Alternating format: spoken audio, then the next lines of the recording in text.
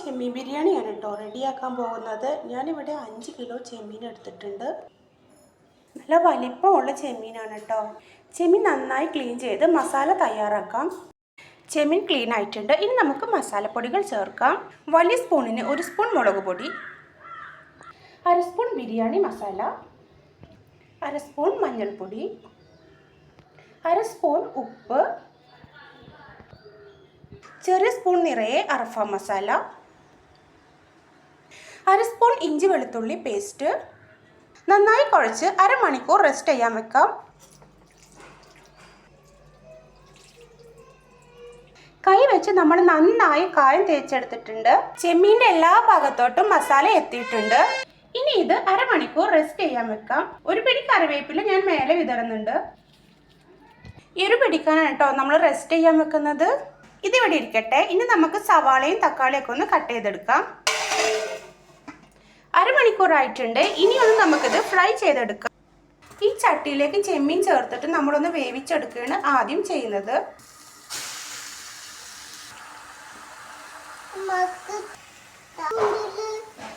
ഒരുപാട് ചെമ്മീൻ ഉള്ളത് കൊണ്ട് തന്നെ നമ്മൾ 2 ട്രിപ്പായിട്ടാണ് കേട്ടോ ചെമ്മീൻ ഫ്രൈ ചെയ്തെടുക്കുന്നത്.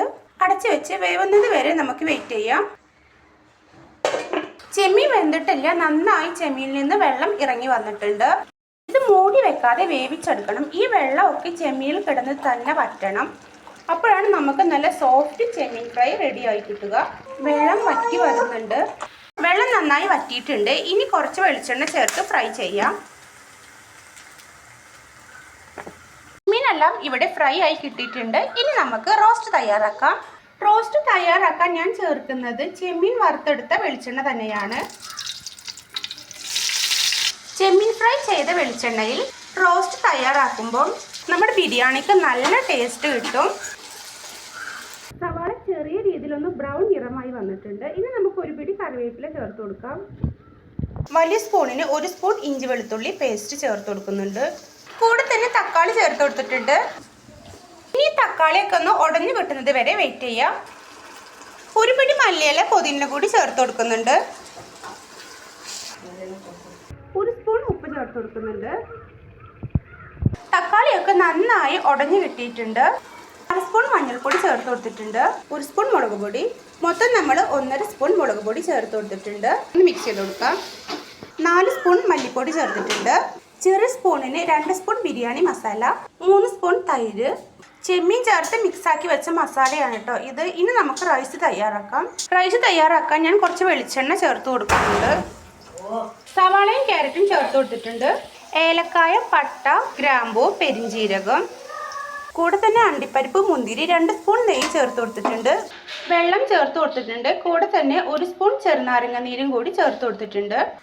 2 പാട്ട അരി കൊണ്ടാണ് നമ്മളിവിടെ ബിരിയാണി തയ്യാറാക്കുന്നത്. അതുകൊണ്ട് ഞാൻ 4 പാട്ട വെള്ളം ഒഴിച്ചു കൊടുത്തിട്ടുണ്ട്. ബിരിയാണി തയ്യാറാക്കുമ്പോൾ എപ്പോഴും അരിയുടെ ഇരട്ടി വേണം വെള്ളം എടുക്കാനായിട്ട്. പൈനാപ്പിൾ എസൻസ് ഒരു നുള്ളു ചേർത്ത് കൊടുക്കുന്നുണ്ട്. അതുപോലെ തന്നെ ബിരിയാണി എസൻസ് ഒരു പിഞ്ച് ചേർത്ത് കൊടുക്കുന്നുണ്ട്. വെള്ളം നന്നായി തിളച്ചിട്ടുണ്ട്. ഇനി നമുക്ക് അരി ചേർക്കാം. അരി ചേർത്തിട്ടുണ്ട്. നന്നായി ഒന്ന് മിക്സ് ചെയ്ത് കൊടുക്കാം.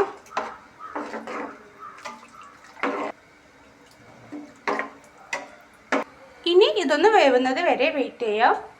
ഇത് വേവുമ്പോഴേക്കും നമുക്ക് കച്ചമ്പർ തയ്യാറാക്കാം. കച്ചമ്പർ റെഡിയാക്കാൻ ഞാൻ ഇവിടെ ഒരു വലിയ സവാള അരിഞ്ഞ് വെച്ചിട്ടുണ്ട്. 3 പച്ചമുളക്, 1 പിടി മല്ലിയില, 1/2 സ്പൂൺ ഉപ്പ്. നമ്മുടെ ചെമ്മീൻ ബിരിയാണി ഇവിടെ റെഡി ആയിട്ടുണ്ട്. സെറ്റ് ചെയ്യുന്നതിനിടയിൽ നമ്മുടെ ക്യാമറ ഒന്ന് ഓഫായിപ്പോയി. അതുകൊണ്ട് സെറ്റ് ചെയ്യുന്നത് എടുക്കാൻ പറ്റിയില്ല. നമ്മുടെ കച്ചമ്പറും ഇവിടെ റെഡി ആയിട്ടുണ്ട്. അപ്പോൾ ഇനി ചെമ്മീൻ കിട്ടുമ്പോൾ ഇതുപോലെ ഒന്ന് ട്രൈ ചെയ്ത് നോക്കൂ. പുതിയൊരു വീഡിയോയുമായി വീണ്ടും കാണാം. ബൈ.